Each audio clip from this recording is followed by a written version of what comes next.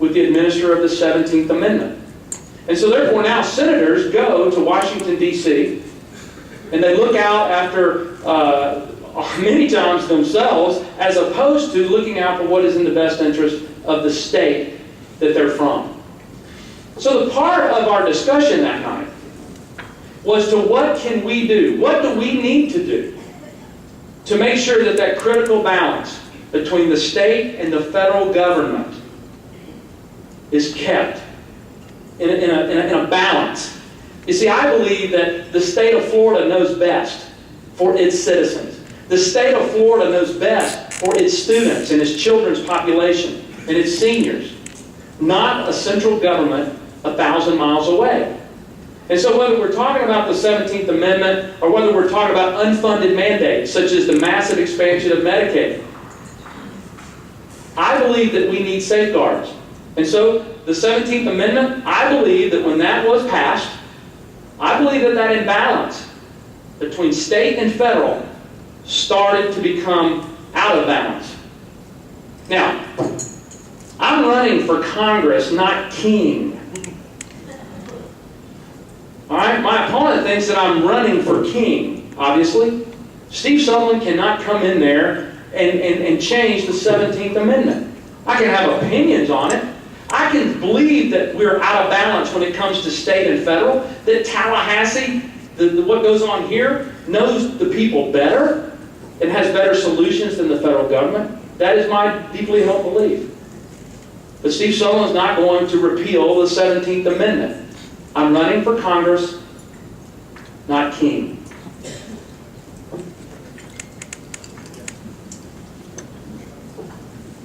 I was reading your brochure on the tables here, and it says that you don't want to cut benefits in Social Security and Medicare, you don't want to raise the retirement age, and you don't want to increase taxes, but you feel like there's some serious financial issues on the horizon with both of those programs.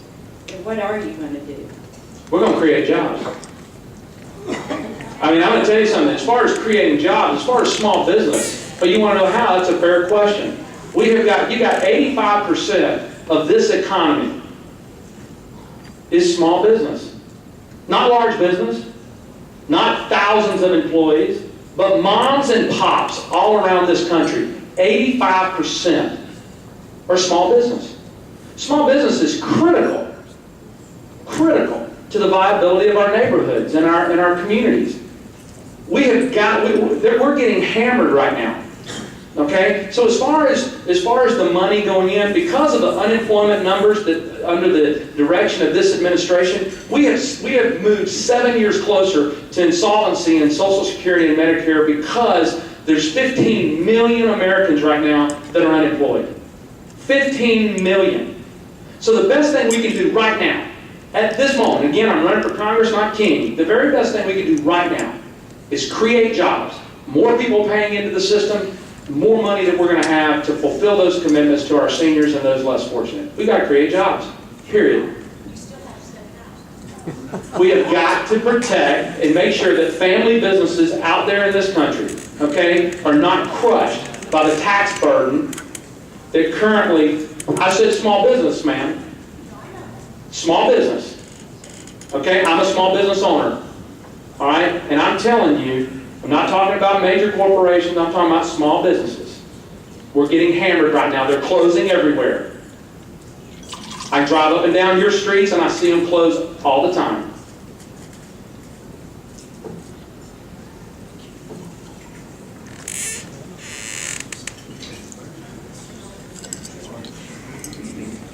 Well, thank you. I saw an interesting blurb in the Democrat the other day. It was very on a back page, but it said a majority of Americans believe we didn't go far enough with the health care plan.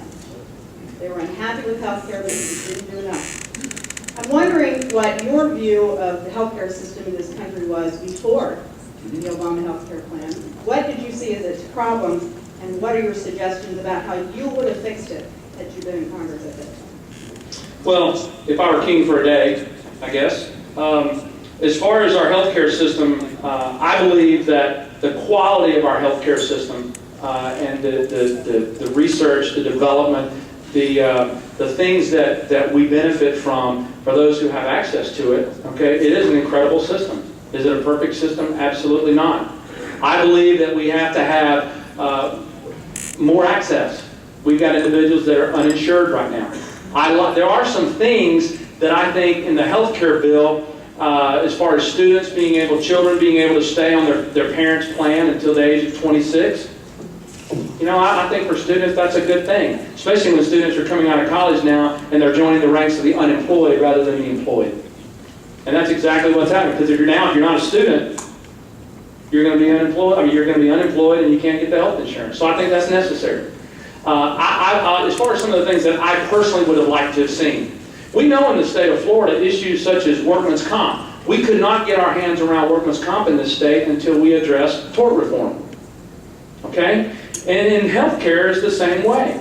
Unless we prevent defensive medicine, if a doctor is going to order 2 tests to diagnose your problem, and then another 2 in order to protect themselves in the court of law for a definite lawsuit, that's going to increase the cost of healthcare, while at the same time slowing down delivery. You see, you can have great quality, and you can have a better price, but if the delivery is not expedient and fast, it's really worthless. And so as I look at other countries around the world, I look at the slowness by which they administer their health care. It could be quality, they can have great quality, and they can have access to more people, but the speed in which it's administered, that is a part of quality. So there are some things that we have great concern in my family. We've had some children that have had medical issues that are very difficult. So we're talking about things that affect my own family. We've got to have competition. I believe that, I'll give you an example. In Panama City, many of you know, we have a new airport. And I know that was a bone of contention for many people around our district. But I heard that, But let me tell you this about competition. I now can get on a plane and fly to destinations that would have cost me $800 that now I can get there for $200. Overnight. Overnight. That was competition. That's competition. Competition is a great thing. Competition drives value. And I know in free enterprise, we're not going to just be guaranteed tomorrow just because we're in our 3rd generation of business. We have to continue to drive value that exceeds price. So the healthcare reform, we've got to have competition.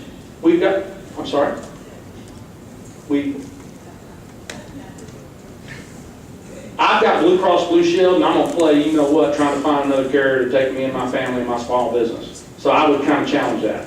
Okay, I'm looking at my premiums that go up every year with very little claims made against it. Okay, there is no competition over in Panama City.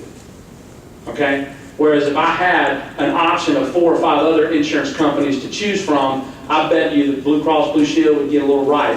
They'd sharpen up that pencil a little more.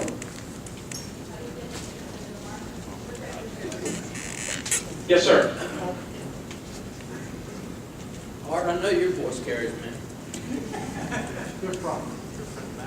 I'm in small business. I'm a family-owned business, and I could tell by some of the questions you were getting that a lot of these people they work for the government and they don't understand what the problems small businesses have. Not just federal level, but the state, the local level. It's just very hard to be in business today, and it's getting harder every day.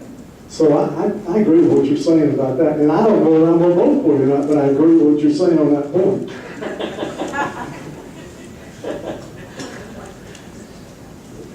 You know, I think there's got to be, small business is good for government. Good government should be good for small business. And I think that if we're not making money, if we're not increasing our sales, then there are not going to be revenues coming into the Treasury. And if there's not revenues coming into the Treasury, then many of you who are on that work for the government are not going to have your security. So it's a cycle that works together. But sometimes that cycle gets out of balance. And I'm just wanting to restore some common sense to the process. I want government to be a reflection of the people, and right now I do not believe that it is. Yes, sir. Hi, Steve. I wanted to congratulate you. You've done a wonderful job, I think a very good job about telling us who you are. But there's one area that we haven't touched upon. I just want to see what your views are on that, and that's the Deepwater Horizon disaster. We all know that President Obama sat down with the big chiefs over there at BP and said, you're going to put $20 billion up to help correct this to the extent that we possibly can correct it. And there was some in Congress and elsewhere that said that was an abuse of big business. That was horrible. I'd really like to know, if you're our senator, what would your response be? Did President Obama do the right thing, or do you think it was horrible and abuse of big business?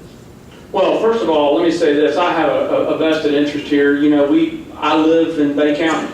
I love our beaches. I'm going to tell you, late in the afternoon to be able to enjoy our bays and the views, and a Saturday with my family on Shell Island is a little piece of heaven for me. Okay, I grew up on those sandy white beaches.